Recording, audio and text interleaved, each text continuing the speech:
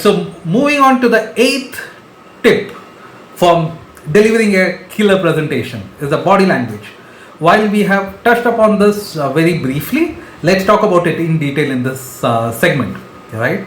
So what is a body language? Body language is an art of communicating with the help of gestures, your poses, the movements that you make, and your facial expression, right? So how would you determine? I mean, let me make it even more detailed, right? So what's your body telling us? What's your body telling you, right?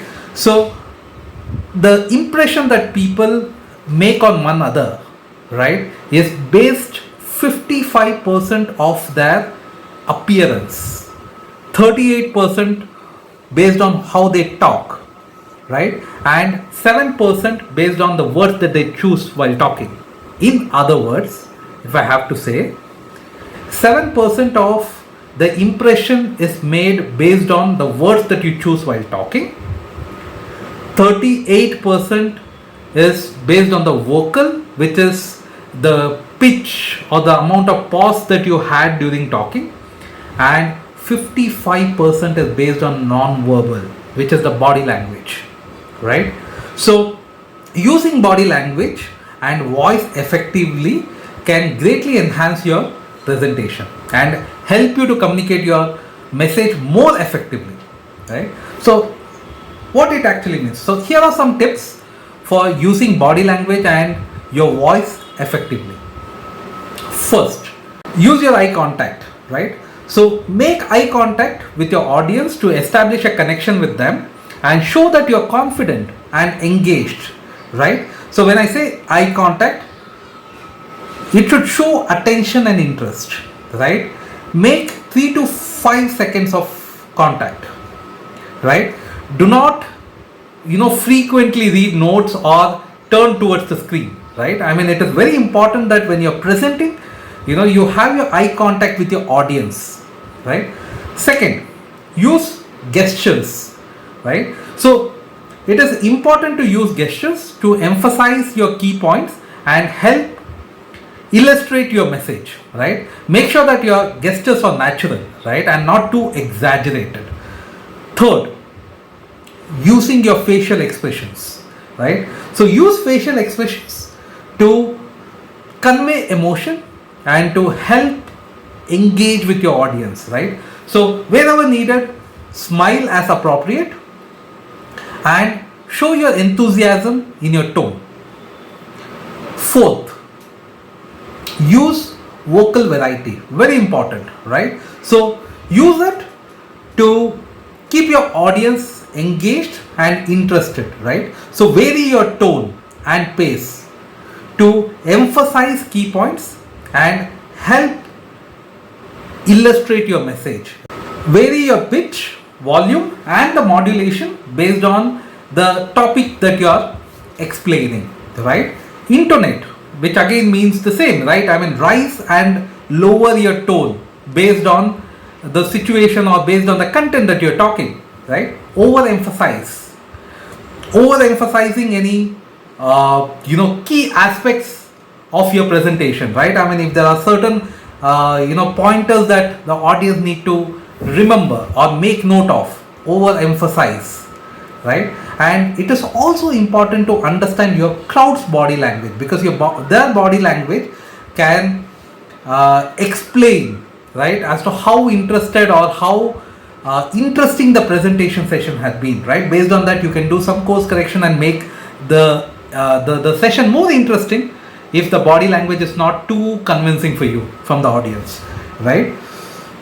Next is to use pauses, right? Because use pauses to give your audience the required time to process your message and to create emphasis, right? Because pauses can also help to create a more relaxed atmosphere, right? So it's important, wherever there are some important pointers that you have made, right, as what I said as part of overemphasis, right, ensure that you give some pause for the audience to resonate it, to make a note of it, and also to memorize, to ensure that these are the key takeaways from the presentation.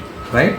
The next is to use posture, right? Because use posture to convey confidence and to create a positive impression, because it is very important. We will talk about posture in the subsequent segments as well, but to brief it, stand up straight on your shoulders back and your chin up. That's very important. The next, avoid distractive movements, right? So distracting movements like maybe swaying, right? You must have seen, a presenter walking forward to backward or side to side. I think it distracts the concentration of the audience, and hence it is recommended to avoid. The second is pacing, right? Many times you would have also noticed certain presenters walking at a steady speed. It can also show some sort of anxiety that the presenter has, or the presenter is in a mood to complete or to close the presentation sooner.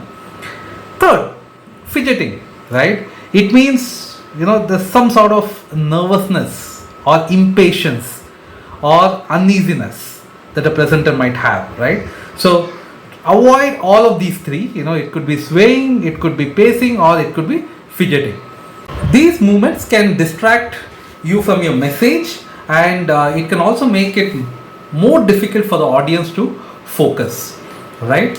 Let's now cover about posture, right? Very important. I think we also spoke about this at the earlier part of this video itself, that how important body language and posture is, to determine how confident we are and to grab the attention of the audience, right?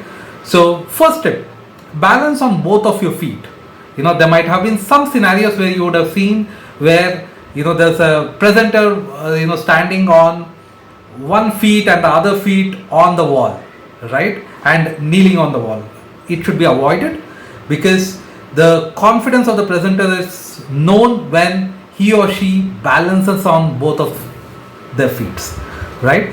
The second, as I already touched upon briefly, don't kneel on the wall or the table which is next to you, right? Avoid that. Third, walk around the classroom or the training room that you are in, right? But while it is important that you don't move too quickly, because it can distract the audience, but then it is also important that you are not stagnant or remaining in only one place in the room, right? So move around in the classroom.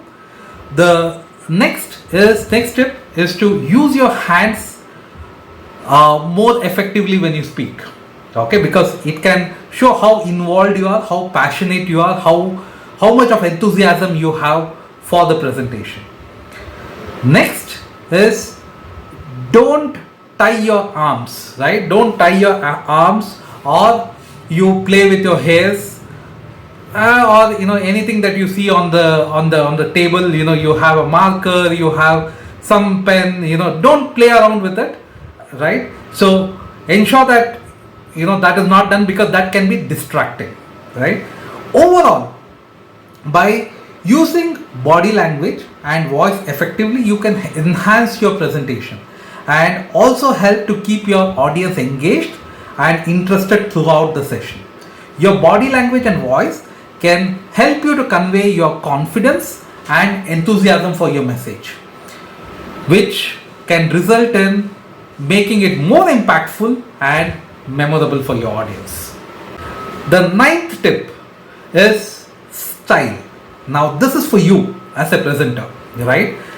You already have a style, and just go with that. Don't try to imitate someone or don't try to copy someone, because that's when you might not be yourself, and you might try to, as part of your imitation process, you might try to be superficial, right? And hence the style that you have, just go with that. Don't copy someone's style.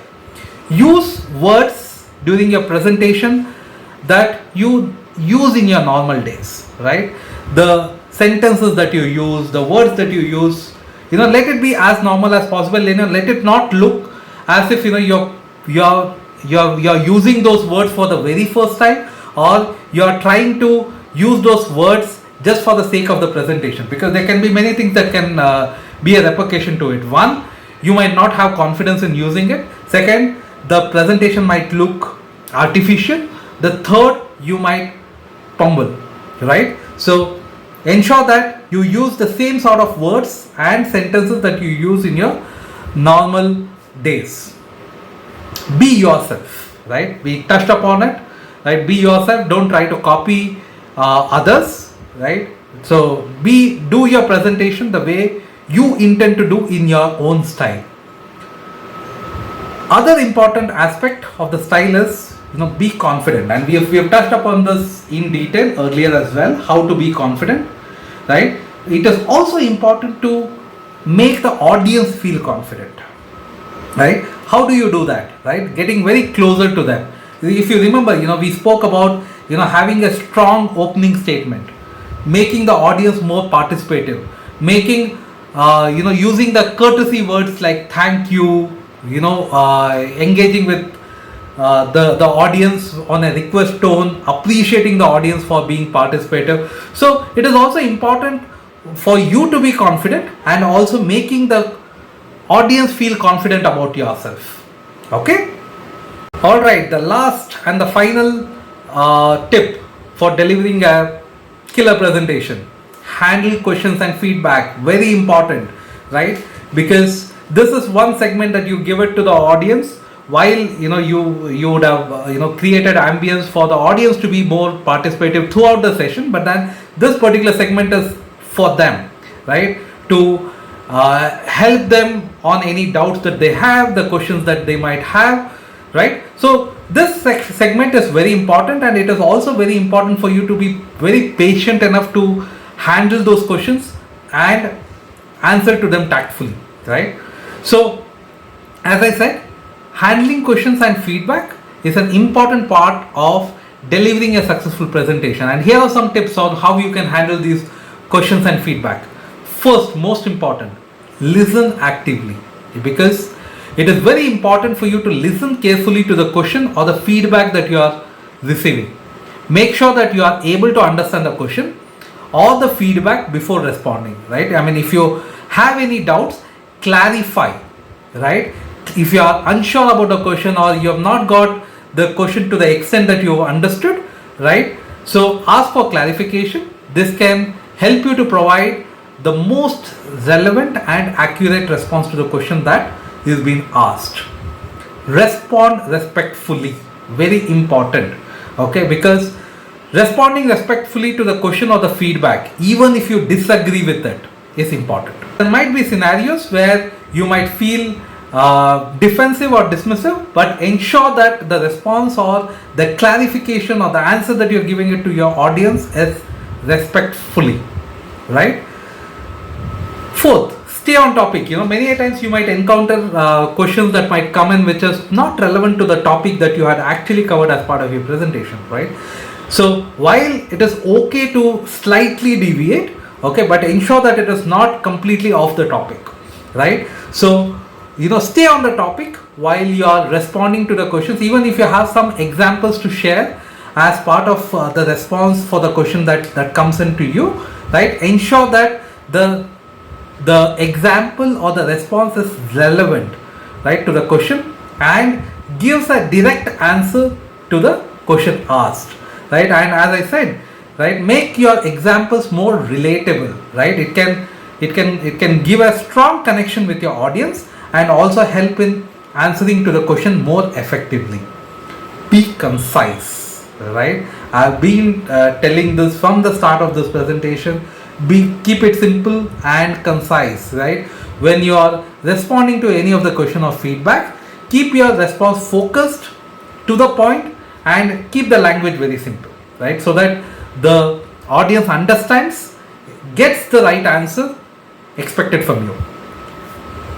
Last but not the least, thank the audience, right? Thank the audience for the questions or the feedback that they ask, right? If there are no questions, it is also important that you provoke, instigate them to ask questions, right? This can help create a positive impression and show that you value their input.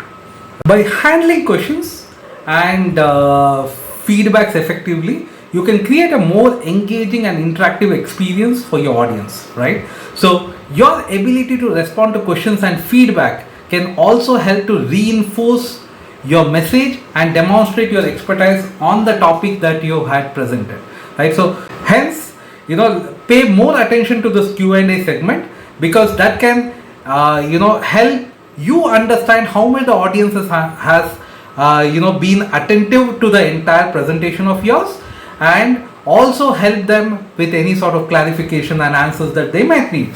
And it can also help the audience understand that you are more confident to the topic that you had spoken throughout the presentation, and this is another opportunity for you to demonstrate your confidence, right?